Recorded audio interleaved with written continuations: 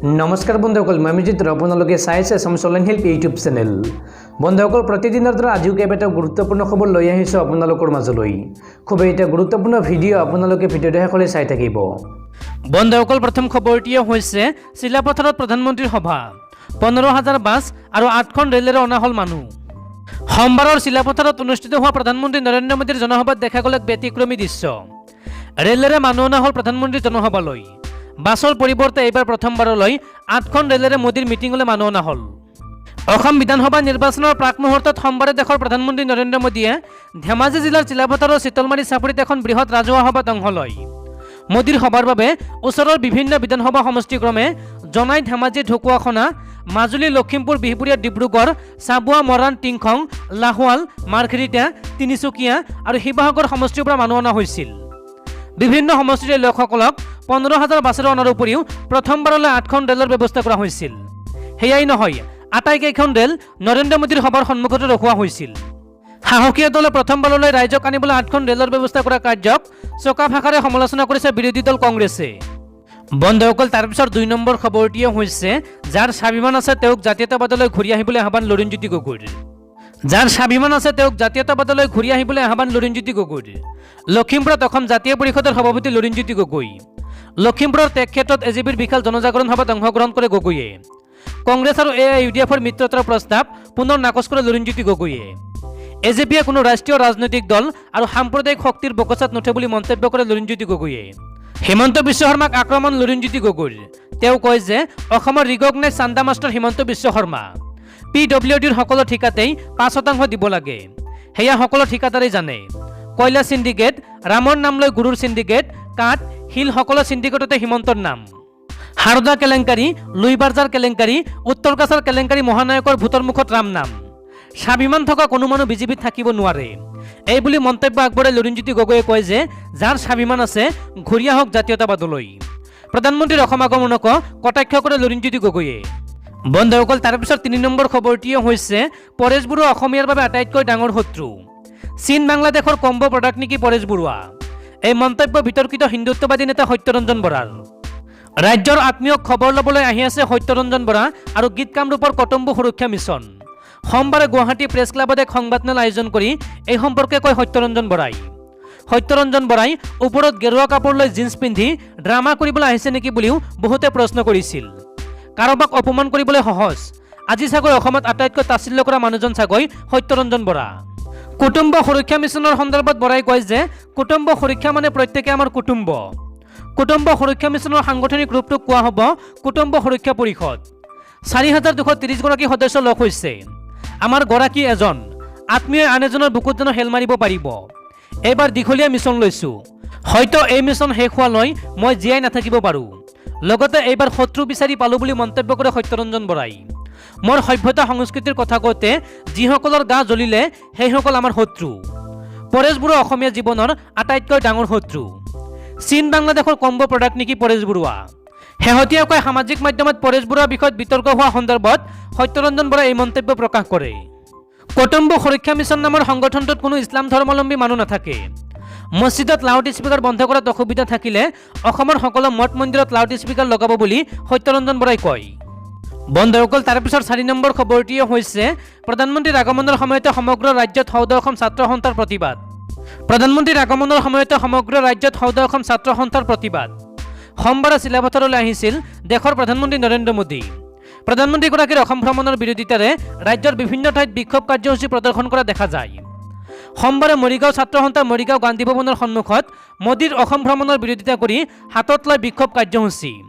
এই কাৰ্যসূচীতে হাতে হাতে কলা কাপোৰ লৈ চৰকাৰ বিৰোধী শ্লোগানেৰে উত্তাল কৰি তোলে পৰিৱেশ। ধেমাজি জিলাৰ চিলাপথাৰত প্ৰধানমন্ত্ৰী মোদীয়ে জনসভাত অংশগ্ৰহণ কৰাৰ সময়তে তেওঁৰ আগমনৰ বিৰোধিতা কৰি লখিমপুৰত আছুৱে কলা পতাকা জোকাৰি বিক্ষোভ প্ৰদৰ্শন কৰে। ঠিক একেদৰে মহানগৰী দীঘলী পুখুৰীৰ পাৰতে সৌদ কামৰূপ জিলা ছাত্ৰ সন্থাৰ লগতে সৌদ গুৱাহাটী ছাত্ৰ সন্থাৰ প্ৰতিবাদী কাৰ্যসূচী গঢ়ি তোলে। অসম চুক্তিৰ 6 নং দফা কাৰ্যকৰীকৰণ, বৃহৎ নদীবন্দৰ সমস্যা সমাধান কৰাৰ দাবী প্ৰতিবাদী আছু কৰ্মীৰ। বান সমস্যাক ৰাষ্ট্ৰীয় সমস্যা হিচাপে ঘোষণা কৰাৰো দাবী জনাই ছাত্ৰ সংগঠনটোৱে। বন্ধুসকল, তাৰপিছত 5 নম্বৰ খবৰটিয়ে হৈছে অহা 26 ফেব্ৰুৱাৰীত পুনৰ ভাৰত বন্ধ আৰু চকা বন্ধৰ আহ্বান দুটা সংগঠনৰ। সমগ্ৰ দেশজুৰি পেট্ৰল ডিজেলৰ মূল্য বৃদ্ধিৰ প্ৰতিবাদত ভাৰত পৰিবহণ কৰ্মী কল্যাণ সংঘই ২৬ ফেব্ৰুৱাৰীত দেশজুৰি চকা বন্ধৰ আহ্বান জনাইছে। সংঘই শীঘ্ৰে চৰকাৰক পেট্ৰল ডিজেলৰ মূল্য বৃদ্ধি ৰোধ কৰাৰ দাবী জনায়। আনহাতে সেইদিনা কনফেডাৰেশ্যন অৱ অল ইণ্ডিয়া ট্ৰেডাৰ্ছেও ভাৰত বন্ধৰ আহ্বান জনাইছে। প্ৰস্তাৱিত ইউএ বিধেয়ক বাতিলৰ দাবীত ভাৰত বন্ধৰ আহ্বান জনাইছে কনফেডাৰেশ্যন অৱ অল ইণ্ডিয়া ট্ৰেডাৰ্ছে। চকা বন্ধৰ সময়ত ২৬ ফেব্ৰুৱাৰীত দেশত সামগ্ৰী পৰিবহণকাৰী ট্ৰাকসমূহৰ চলাচল সম্পূৰ্ণৰূপে বন্ধ হৈ পৰিব। উল্লেখযোগ্য যে আন্তঃৰাষ্ট্ৰীয় খাৰুৱা তেলৰ বজাৰত চাহিদা আৰু মূল্য বৃদ্ধি নোহোৱাৰ পাছতো ভাৰতত পেট্ৰল ডিজেলৰ ক্ৰমবৰ্ধমান মূল্য বৃদ্ধিৰ বিৰুদ্ধে প্ৰতিবাদ সাব্যস্ত কৰি ভাৰত পৰিবহণ কৰ্মী কল্যাণ সংঘই চকা বন্ধৰ আহ্বান জনাইছে। বন্ধুসকল, তাৰপিছৰ ৬ নম্বৰ খবৰটিও হৈছে সাৱধান হওক, ফেব্ৰুৱাৰীত অসমত ভয়ানকভাৱে বৃদ্ধি পাইছে কভিড আক্ৰান্তৰ সংখ্যা। কৰোনা মহামাৰীৰ আতংক এতিয়াও শেষ হোৱা নাই। শেহতীয়াকৈ অসমত কৰোনা ভাইৰাছে ভয়ংকৰ ৰূপ ধাৰণ কৰিছে। দেওবাৰে ৰাজ্যৰ ৯জন লোক নতুনকৈ কৰোনাত আক্ৰান্ত হৈছে। মহাৰাষ্ট্ৰ, কেৰালা আদি ৰাজ্যৰ তুলনাত কৰোনা সংক্ৰমণ কিছু পৰিমাণে হ্ৰাস পাইছে যদিও চলিত বৰ্ষৰ জানুৱাৰী মাহৰ পৰা ক্ৰমাৎ বৃদ্ধি পাইছে কৰোনাত আক্ৰান্ত হোৱা লোকৰ সংখ্যা। ফেব্ৰুৱাৰী মাহৰ ১৫ তাৰিখে ১১জন লোক কৰোনাত আক্ৰান্ত হোৱাৰ বিপৰীতে ১৭ তাৰিখে ২১জন, ১৮ তাৰিখে ১৯জন, ২০ তাৰিখে ১৬জন আৰু ২১ ফেব্ৰুৱাৰী দেওবাৰে ৯জনকৈ লোক কৰোনাত আক্ৰান্ত হোৱাৰ খবৰ জানিবলৈ দিলে ৰাজ্য চৰকাৰৰ স্বাস্থ্য সচিবগৰাকীয়ে।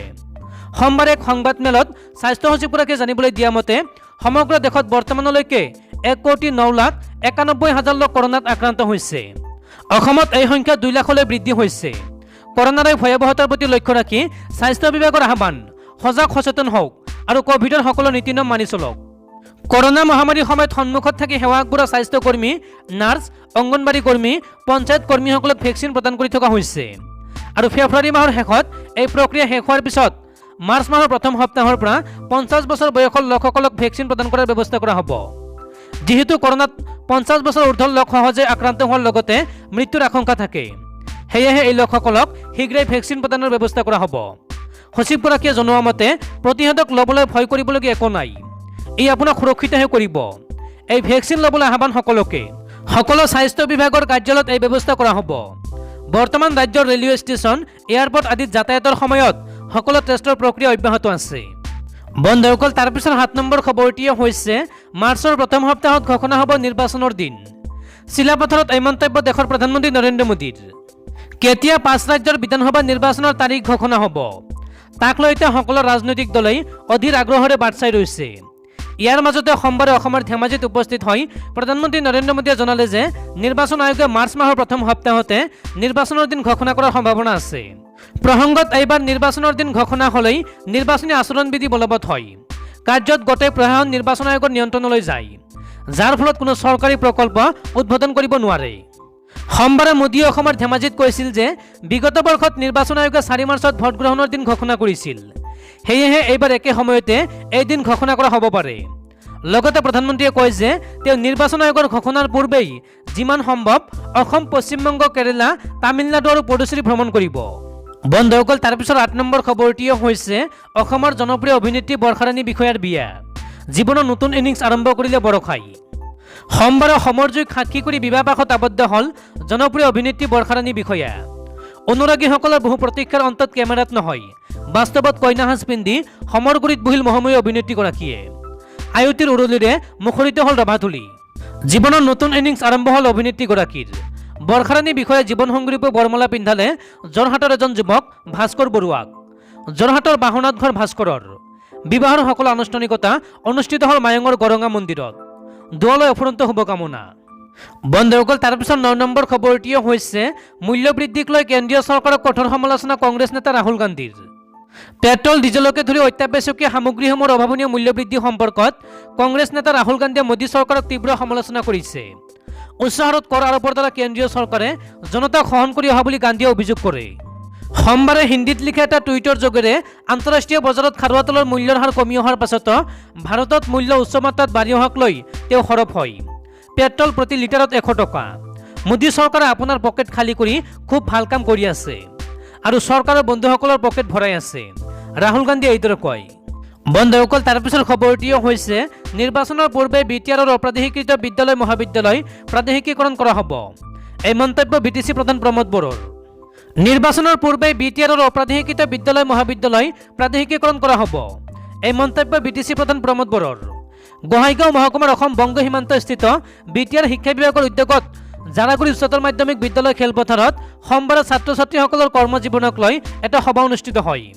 উক্ত সভাত বিটিআৰৰ মুখ্য কাৰ্যবাহী সদস্য প্ৰমোদ বৰা উপস্থিত থাকি কয় যে বিটিআৰৰ 6.3 আৰ্টিকলৰ ভিত্তিত বিটিআৰত প্ৰাদেশিকীকৰণৰ পৰা বাদ পৰা বিদ্যালয় মহাবিদ্যালয়সমূহ বিধানসভা নিৰ্বাচনৰ পূৰ্বে নীতি নিয়মৰ মাজেৰে প্ৰাদেশিকীকৰণৰ ব্যৱস্থা গ্ৰহণ কৰা হ'ব।